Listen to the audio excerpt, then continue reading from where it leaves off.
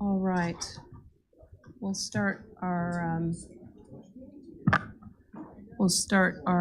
just checking in the back there that we're good.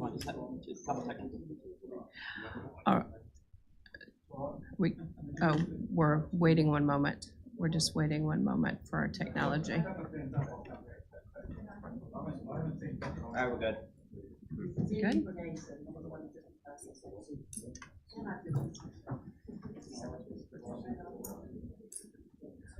All right, councilors, welcome to our council meeting for Thursday, the 26th of October, 2023. We'll open with a karakia. Chris, do you want to take us through that?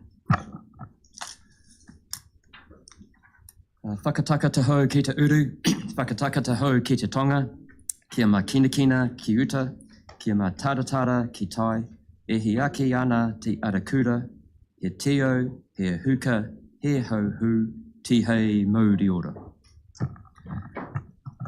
Kia ora, and thank you for that. Before we get into the business of today's meeting, I'd like to just take a moment to acknowledge the passing of Hugh Verco. So Hugh passed away over the weekend. First, to his family, and on behalf of the Waikato Regional Council, I extend our deepest sympathies. E rere kau atuana, te reo aroha, kia koto katoa I tenewa. Hugh entered local government in 1992, driven by a desire for change. He spent 6 years as chair of the Morrinsville Community Board, and then a remarkable 15 years as mayor of Matamata Piako. He followed that with 9 years as a Waikato Regional Councilor for the Waihau constituency. After 30 years of service, he retired from politics at last year's local government elections. Waikato communities were blessed with his service. He brought insight and experience to every table he sat at, including this one. He was generous with his time and sage with his advice, something that I, as a new counselor last triennium, really valued. He was the wise owl who would listen intently and give measured, meaningful responses that provided a clear steer, a clear direction, and a very clear point of view. There were several things Hugh, as a counselor, advocated passionately for: civil defense and transport. While at the helm of the Civil Defense and Emergency Management Joint Committee for 12 years, Hugh advocated strongly for increased investment in civil defense in the region, and with a team of professionals on board, he had total confidence that every aspect of an emergency would be managed well. For 9 years, he chaired the Regional Transport Committee. I know he was proud of the significant growth and development in regional land transport during this time. It was under his leadership of the Regional Transport Committee that sign-off was received for the completion of the Waikato Expressway, an enormous roading program supported by government. Hugh also championed the launch of interregional passenger rail and was pleased to see the steady growth in numbers on Tahuya.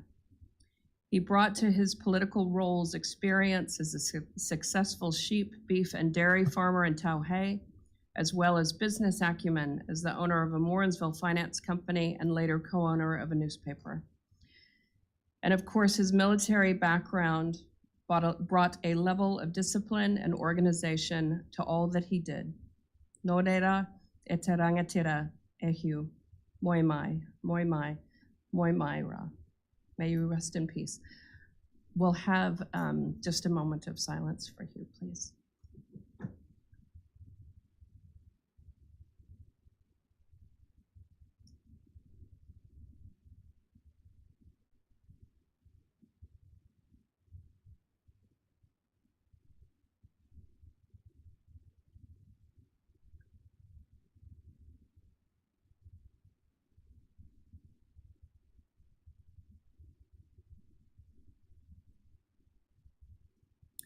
Thank you, counselors. Thank you, staff, and thank you to Hugh. All right. So we'll proceed with our meeting for today, the 26th of October. Apologies, I believe we have apologies for lateness from Councillor Mahuta and apologies for absence from Councillor Downard. Do I have a mover? Except that Councillor Cookson, Councillor Hughes, all those in favor? Opposed? Carried. All right, now we've got confirmation of the agenda. Now I've got Janine coming forward because we did have item 9.7, which was the adoption of the 2022-23 annual report. And we've had some delays in receiving that. So I believe we're going to pull that item from the agenda. But Janine, can you just talk us through the situation? Yeah, thank you, Madam Chair, and good morning, councillors. So through the process to prepare the annual report, one of the key matters that we've been dealing with has been the revaluation of our infrastructure assets, which has resulted in a significant uplift, as elected members will be aware. We've been working through a number of conversations with Audit New Zealand around the technical treatment of that as to whether it's a current year adjustment or a prior period adjustment. We have only at 5:30 last night had the final bit of information that was needed to determine which pathway we were taking in terms of the way the information would be presented in the annual report. And I've had confirmation from Audit New Zealand this morning that that sort of does the job, as one might say, for us in terms of the annual report content.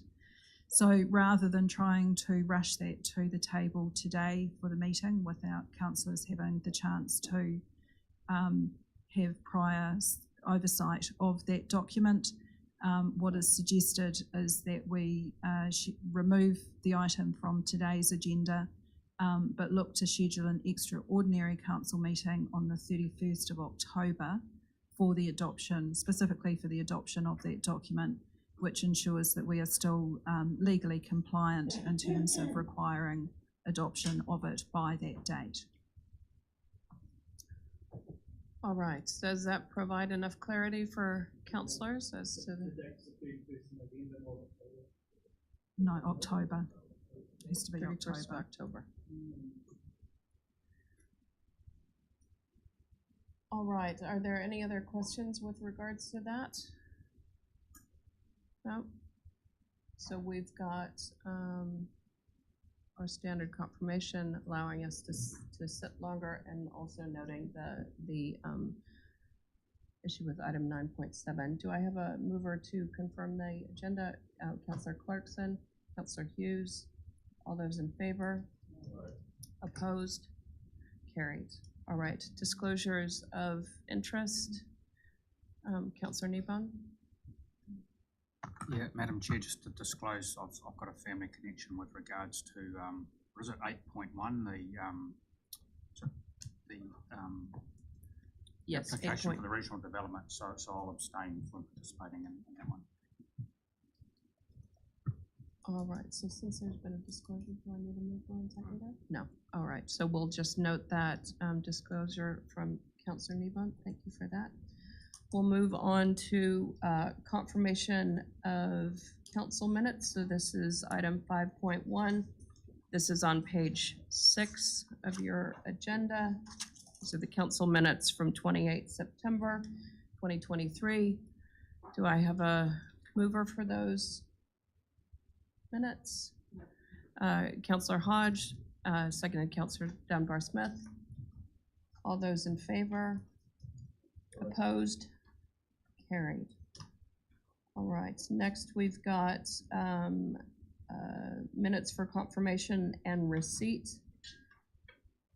These are for committees reporting to council. This is on pages 18 through 97 of your agendas. do I have a mover to receive? That's what we're doing, right? No, we are confirming. So do I have a mover to confirm and receive those sets of minutes? Counselor Nichol, I have a seconder, and Counselor Strange. All those in favor? Opposed? Carried. All right, now we move on to 6.8.1. This is on page 65. Sorry, just trying to get myself sorted here. 65. This is the Regional Transport Committee.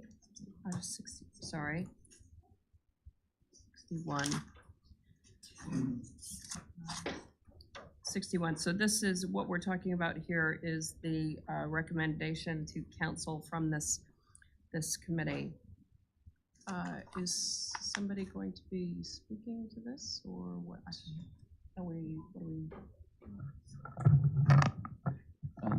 Madam Chair, we don't have the chair of the committee there, so whether... Councillor Strange. Councillor Strange is deputy chair of that committee. Would you like to speak to this? Yeah, I would, thank you. Yeah, at the last RTC meeting, we had a report from staff about the Community Transport Fund, which is in its first year of handing out money to those valuable community transport groups from every area of our region. So these are the people who do the tireless work of transporting public to health appointments, to other appointments that they may need to go to. And in the past, we haven't recognised the tireless work that they do. However, we recently established this fund to recognise the work that they do and empower them to keep doing the work that they do. And as a result, the fund was all used up. It was subscribed, as we heard in the report. But the concern was that only 50% of the actual transport providers applied to the fund this time round, and it was fully subscribed. So the feeling of the committee was to for us to consider increasing that fund through the long-term plan process. It wasn't discussed what year that might happen. However, it was recognised that 200,000 with inflation not built into that fund is not going to go far through the next 3 years. So there was general support, full support around the committee that we should look to increase the fund from 200 to 300,000 through the long-term plan process, recognising that in these times of increasing fuel costs, that these providers do a tireless work in every community throughout our region. Mostly they're from smaller rural communities. Coromandel has a lot going for it up there as well, and they do the work that we can't do in big buses and we can't do through other transport means, through the public transport. Community transport is also recognised through the Regional Public Transport Plan as helping us to fulfil our vision as well. Last triennium, it was noted that public transport did seem to be very Hamilton-centric.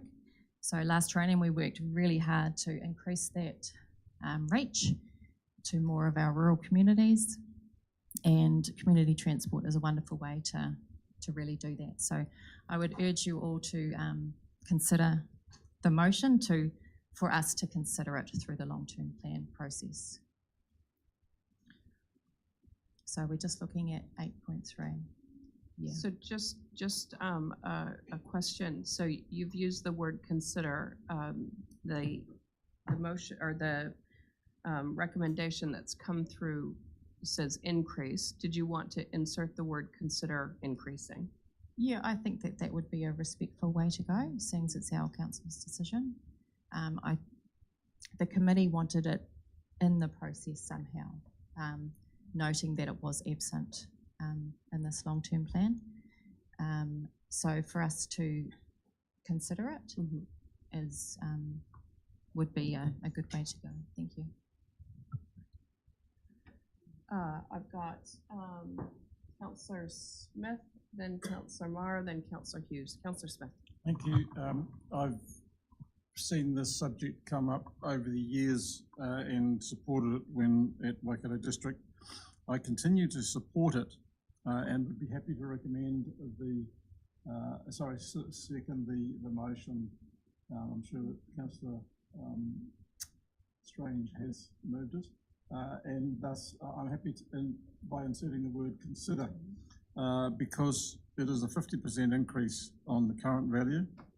And my challenge to my colleagues, as I'll once again state, is that rather than seek new money, we are going to have to redistribute because this council, in my opinion, is becoming perceived to be all things for all people, to come and knock on our door to fund whatever we can for people who can't find it anywhere else. So I am absolutely supportive of this type of funding, but there are funds that need to be reallocated away from other projects that are not as significant as the likes of this or others. Thank you. Councillor Marr. Thank you, Madam Chair. Yes, as Councillor Strange suggested, that it is huge importance to the communities on the Coromandel, and certainly in support of it. Also acknowledging Councillor Smith's comments around redistribution of funds and that, but certainly behind us, and good to see the recommendation come through for it to be considered in the long-term plan. Thank you. Councillor Hughes. Thank you, Madam Chair. When this comes up to Council next time, I'd like to see more information in terms of what are we achieving with it? How many people in your system? Why are we assisting people? The argument regarding medical doesn't wash with me, because that's currently available through the health system. Anybody who's got a need, a health need, is fully funded through the current health system. So that should be removed from any support base. If people are getting medical assistance, I'd like to know why, and why they're not going through the health system. I had a friend on the weekend had a stroke in Wangmatara, and the ambulance was there within 20 minutes, and he was transported to Thames. The systems are in place at the moment to assist people, and he knows that that's in place from going forward. They've promised him that system through the health system. So I'm going to need a bit of convincing, and I know I'm only one of 14, as to why we should be dragged into funding something which is already available. Anything out of that, I'm not in favour of taking people to the local pub or the casino, if that's what our funding is going to be used for. Thank you. Councillor Nicol. Yeah, just hugely supportive of the comments from the mover and the seconder, just to send that signal. This is people doing it for themselves in the areas where we haven't gotten to yet. So hugely supportive. Thanks. Councillor Strange. Yeah, I just probably want to correct some misinformation perhaps that has been put out. This is a partnership that we do alongside our health providers. You know, communities really do need it, and it is for health appointments mainly. It's also for social connection. However, I don't believe that any transport so far has taken anyone to the pub or to the casino. All right. Okay, we've got a mover and a seconder for this motion. All those in favor? Opposed? Carried. Okay, thank you. Thank you, Councillor Strange, for helping us through that item. All right. Next, we're going to move into public excluded, and this is so that we can consider item 8.1.1. Madam Chair. So, yes, I Councillor Smith. would like to challenge the reason given and it's the use of prejudice the commercial position of the person who's acquired or is the subject of the information. I've sought some comment from staff and advised that we always deal with these applications in public excluded. Having read the application, and I'm not going to mention the detail of the application, but having read the application, I do not see that there's sufficient in there that justifies the use of section 7.2b1 or to protect the individual. We are the application is for more than $1 million, and I do not think it warrants protection under this heading. I may be overruled, but I'm voicing my opinion that I think the use of this section to deal with this application is wrong. So I'll challenge and vote against having this item in public excluded. It may be that we discuss matters that are challenging, but I don't think it's sufficient to warrant the exclusion. Thank you. If I could just make an intro comment, and I see Janine's come up, she might want to make a comment as well. I guess there's two aspects of the commercial sensitivity. One is what's in the report, and whether that should be available to the public before the meeting, and also the discussion that will ensue, and whether with the party in the room, if there's anything that wants to be discussed about the commercials of that business, given the request for funding that's been raised. I'm just, Janine, you've come forward. I don't know if you've got any comment about the report itself and its commercial sensitivity, but Connie might also have comment on that, and other things that would be relevant for councillors to consider when considering this matter. Yeah, thank you. Through the chair, Councillor Smith is correct in terms of my initial comment was that the position of previous councils has been to consider these matters within a public excluded section of the meeting. I think it provides council the ability to have that fulsome discussion, to reserve its position potentially based on that discussion. And there are some matters probably within the assessment report itself which may be deemed to be commercially sensitive or lead to a conversation that may be commercially sensitive. But at the end of the day, if council wishes to have this discussion in open, then that staff are perfectly accepting of that. The other opportunity, I guess, within the resolutions is at the moment the final recommendation is that only the decision is released into open. You could at that point in time elect, I believe, to release the whole report into open once you've been able to have the publicly excluded discussion. We've done that in the past, have we? Or have we done redacted reports released after the discussion? Marley, you redacted, we've got both probably. I think we have done both. Yeah. So that would be the other opportunity, is to actually release all of the information into public once you've actually reached a decision. Janine, if I could just check one other matter for consideration. There's an independent review panel that's involved in making recommendations, and I don't know what the agreement is, or the understanding is between this council and those independent review panel members about the confidentiality of their decisions. I'm just not sure, and if that's relevant. Through the chair, I don't think, I mean, they are acting on behalf of council effectively as a review group. They will have confidentiality provisions in terms of information that they've had access to, that it's for the purpose of these evaluations, not for general public use. All right, we've got a mover and Councillor Mahuta, and I have seconded the resolution. Councillor Hughes? I'm uncomfortable with the notion that if we deemed it was appropriate for this report to be considered in public excluded session initially, that we should change that at this late stage in proceedings. I don't believe that's fair on the authors of the report or the proposers of the report. That decision's been made by the people that are responsible for presenting to council. If they deem that's the way it should be, then I think we should follow through with that, that understanding in that direction. All right, we've got a mover and a seconder to move into public excluded. All those in favor?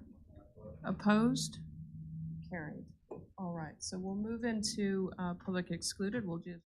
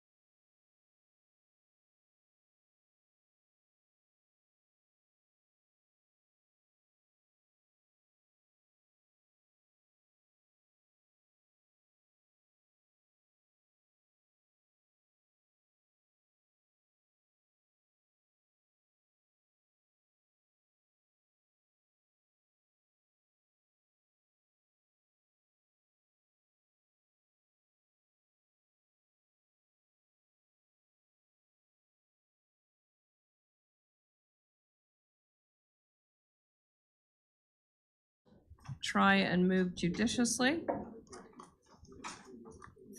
So we're now, this is where I'm at, right? Yep, so, somebody, gonna go, James is going to go and collect Councillor Nebo. We're back in open session now. All right, and we are on item 9.1. This is our health and safety report. This is on page 99 of, Kia Just check, Madam Chair, whether you're going to report anything back into open meeting on the discussion about the. We do have the motion being reported back into open, so I'll have you check with Wendy just to get the wording on that. All right, so again, we're on item 9.1, the Health, Safety, and Wellbeing Report for September 2023. This is page 99 of your agenda, and we have Marie Fullerton Thank you. to present this report. Welcome. Thank you very much. There are a couple of points that Stuart wanted to have mentioned, and one is around the health and safety representatives. Chris McKay has just recently signed an employee participation agreement, which sets out the next 3 years around the structure of health and safety committees, how many health and safety reps we have, and training and function. So we're putting a little bit of effort into this. It did require a new vote and nomination election process. That's why we've added this, just to show that our first years, we're about 45% through their first year training, and by the end of November, that should be up to 85%. So we'll be happy with them functioning. And I just to ensure you know that our health and safety reps under the legislation can issue us with a PIN. It's an initial improvement notice, which is as good as what you would get from WorkSafe. So, you know, we really want to make sure we develop the reps and ensure we have good participation with them. So that was that one. The other one was around well-being. This is not, I'm not specifically talking about physical and psychological well-being in terms of our mandatory legislative responsibilities. This is our voluntary options that we provide to staff. So we have a staff-led wellbeing team, and they've developed, you'll see on an Appendix 2, a model that they deliver their initiatives, and it was based on Mason Jury's Te Whare Tapawhā model, and they deliver these initiatives to staff using one of those domains during the year. So every month,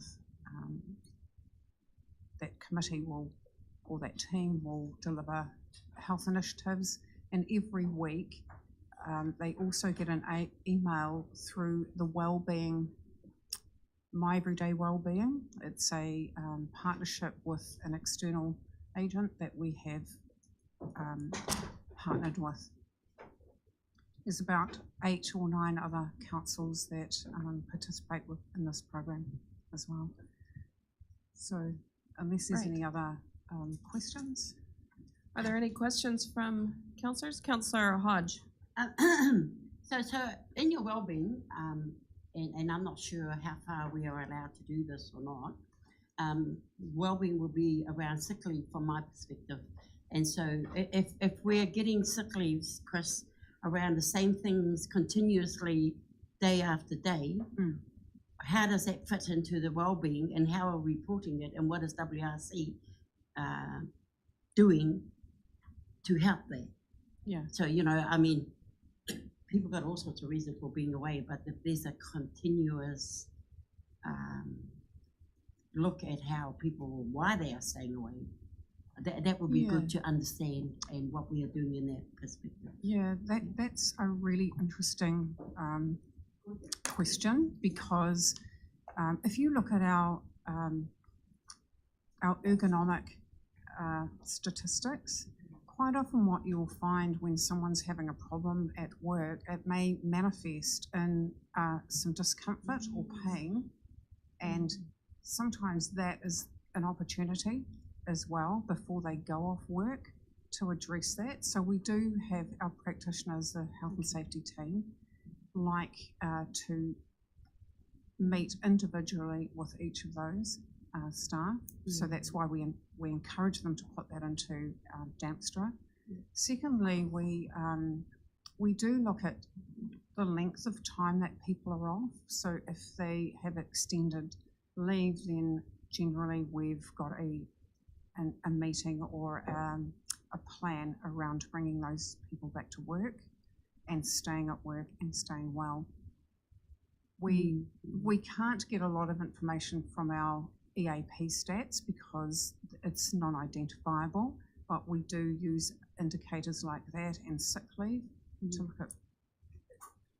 Thank you, because I read in the news about sick leave and how it's being used through the Crown thing. And the other thing is, I don't believe, and I could be wrong, it's only my thoughts, that as long as our staff, it should be looked after, I guess, from WRC, from all that, unfortunately, because that's what compassion is about, humanisation and all that, is that if we have someone sick all the time, do we go and see what's wrong with them? Is there anything we can do for you? Blah, blah, blah. So that's where I'm kind of going, as well as looking at the sick leave that is happening. So I'm just looking at the humanisation of sick leave for WRC. Yes, and just a comment on external support through our EAP services.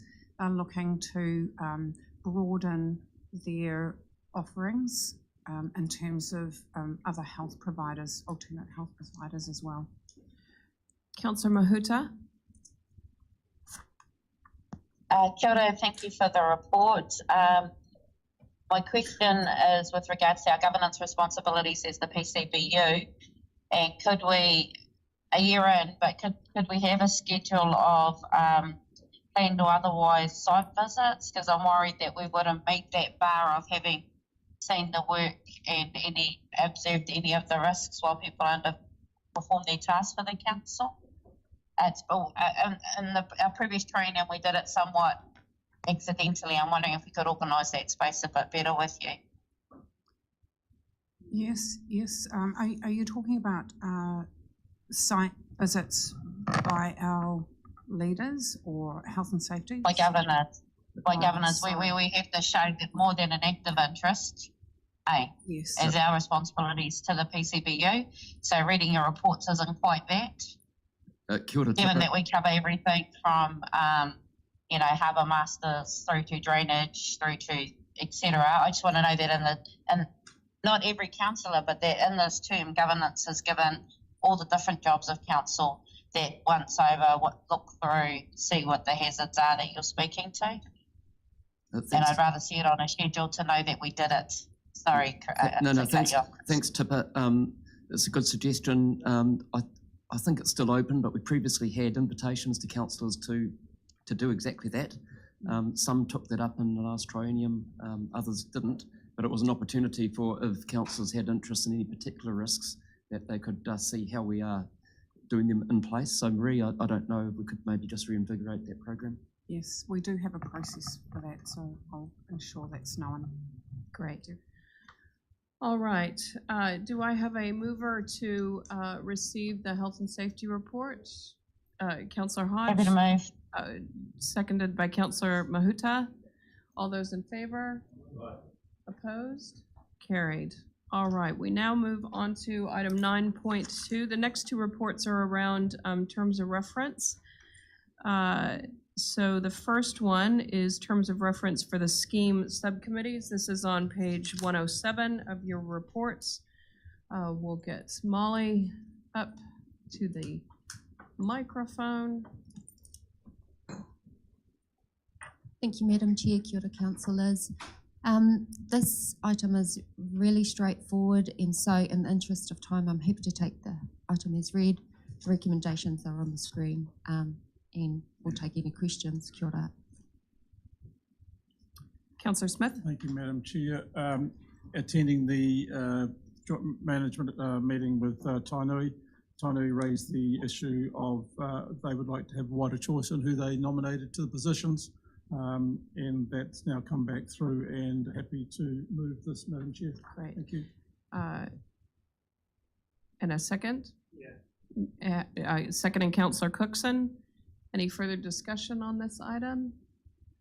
Not, all those in favor? Opposed?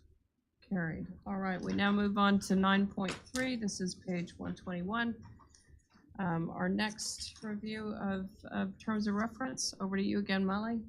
Kia ora, Madam Chair. Again, I think this item is really straightforward as well.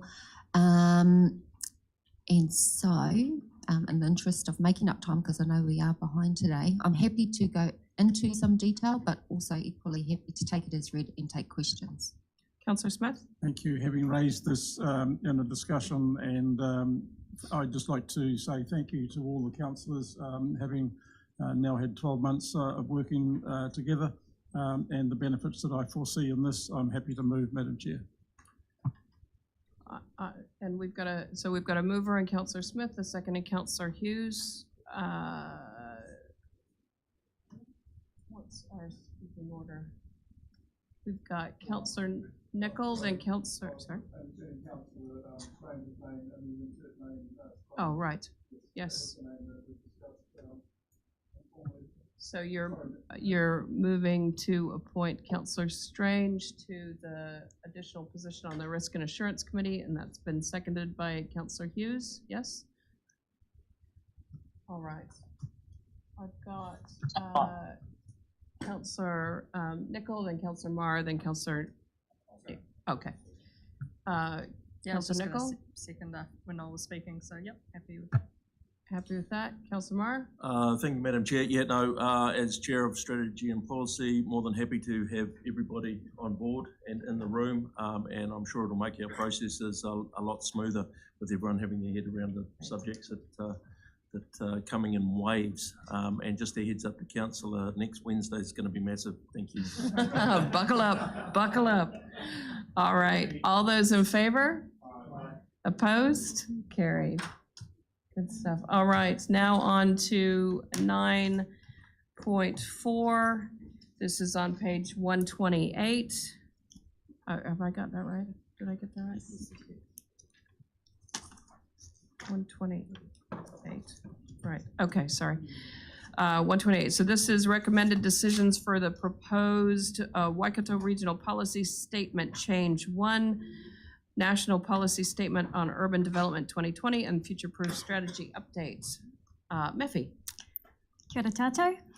So this is the plan change that we have been doing to the Regional Policy Statement to update it for the National Policy Statement on Urban Development and to update the components of the Future-Proof Strategy. The plan change was notified in October last year. We had held hearings in May, and we now have the recommendations of the hearing panel. So this council delegated authority to the panel to hear and make recommendations on the submissions that were made. So we are now asking you to adopt those recommendations and those reasonings. Should you do so, we will then publicly notify those decisions. There will be a period in which people can appeal to the Environment Court should they wish to. If they do not, then the plan becomes operative. If they do, we will come back to you and take it from there, but fingers crossed, it's a smooth process. Great. Just a question in terms of if councillors sit as commissioners on a plan change, is that considered a conflict at all when voting? Just checking. Oh, good, good. Any questions from councillors on this item? Oh, all right. Yes, she was a long haul, Councillor Strange. But very interesting. Very, very interesting. All right. So we've got the motion as detailed on the screen. Happy to move. Got a mover in Councillor Nichols and a second in Councillor Mahuta. All those in favor? Opposed? Carried. All right, so now we go to 9.5. This is on page 132 of your agenda. This is the clarification of rules with immediate legal effect in the proposed Waikato Regional Coastal Plan. Director May. Thank you, Madam Chair. I was just looking for the staff member who was going to assist, but I shall present until they arrive. So, Madam Chair, we notified our Regional Coastal Plan in August. There has been some query and question in regard to the decision of Council at the June meeting. That has been laid out for you there in paragraph 6 and 7, what that was, the issue identified there. What the team has decided is that it's probably best to provide the clarification now. We sought legal comment, not strict legal advice, to be fair, Madam Chair. We didn't want to go into that detail, but legal comment in terms of the issues that were raised by more than one party. Should we address those? The legal comment was it's probably timely to do that. My main concern was, do we need to re-notify the plan? No, we don't. The rules that will be included are identified there on page 135. We have my support crew walking in the door as I speak. So in working with our resource use directorate, we have clarification in regard to what the potential implications may be of including these rules, if any. I think that's well stated in the report in regard to just what the impact will be on any consents coming through the process or that are presently in the process at the moment, given that this is just the proposed plan and the waiting on a proposed plan. Whilst cognizance must be given to it, ultimately any decision will be on the plan that's operative at the moment. For any curly questions, my support crew has arrived.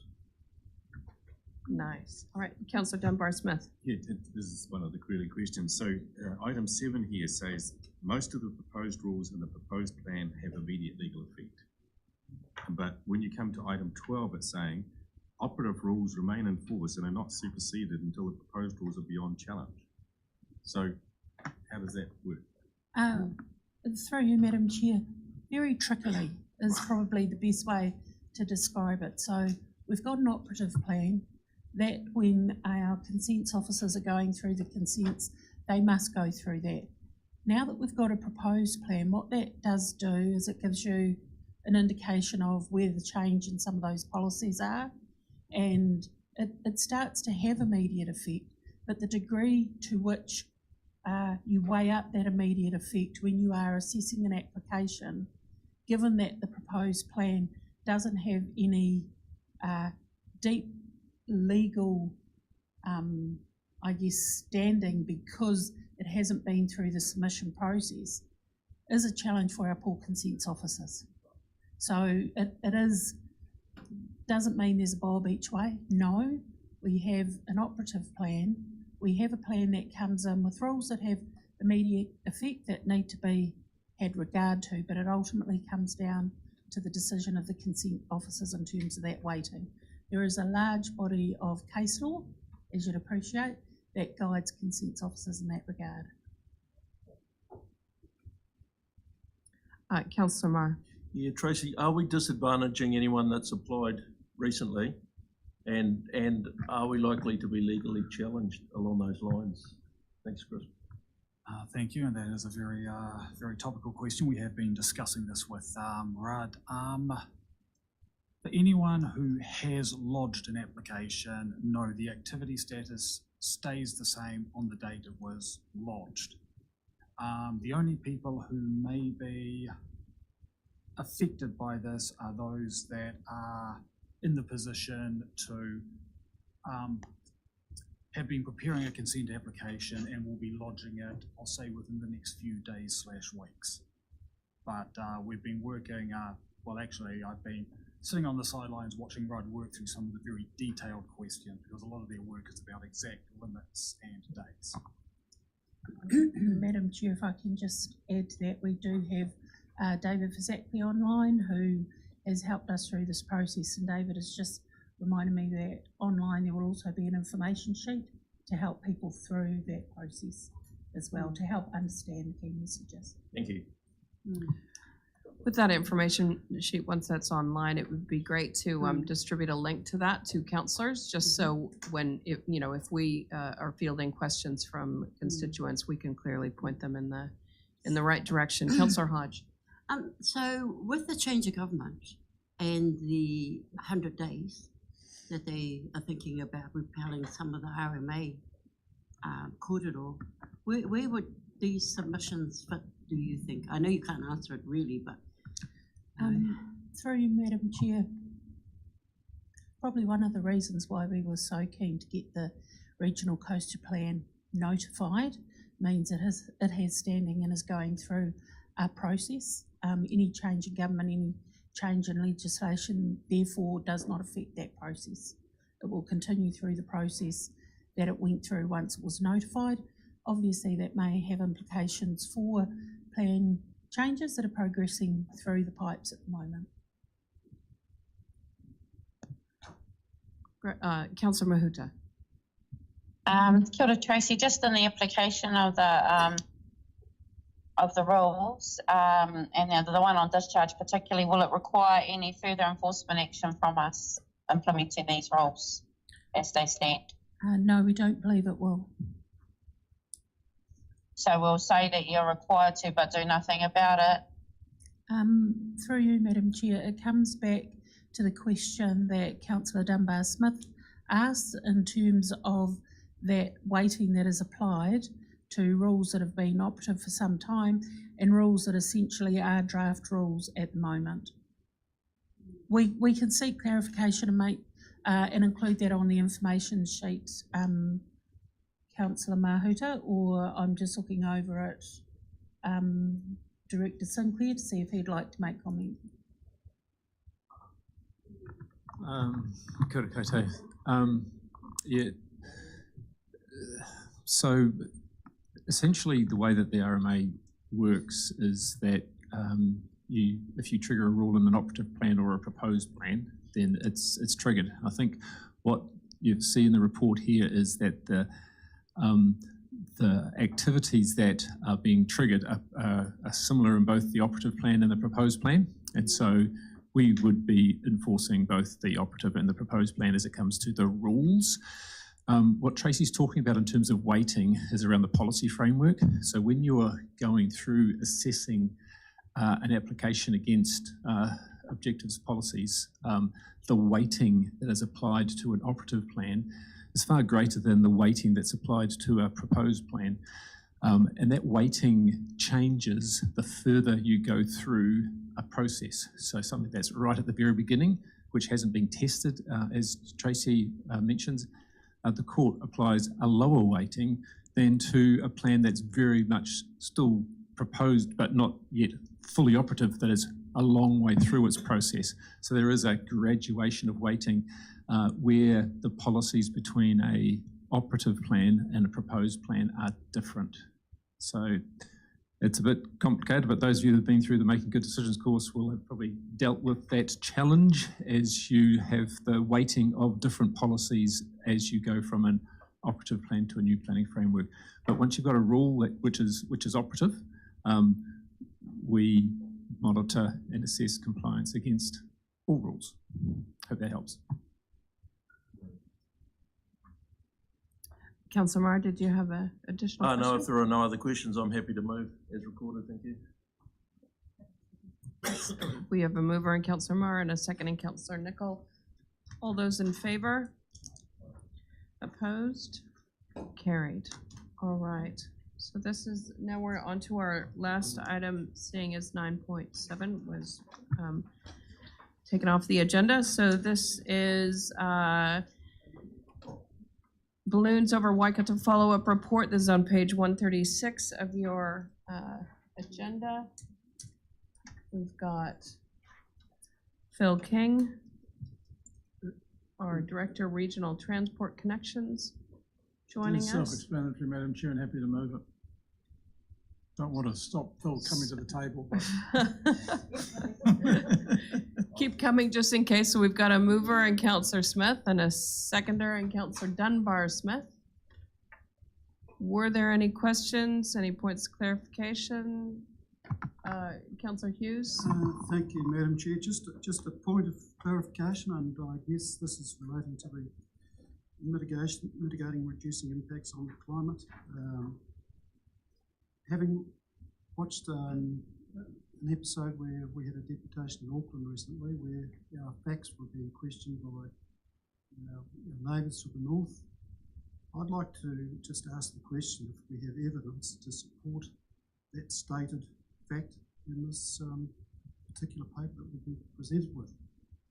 And if we don't, I know we have to answer questions which have been raised by the Auckland City Council, and I'd like to suggest, I've read the report which was prepared by the University of Waikato based on 2021 data, which is now obviously well out of date, and I'd like to propose that we should get that report updated if it can be done at reasonable cost, using university resources who would be independent of the Regional Council.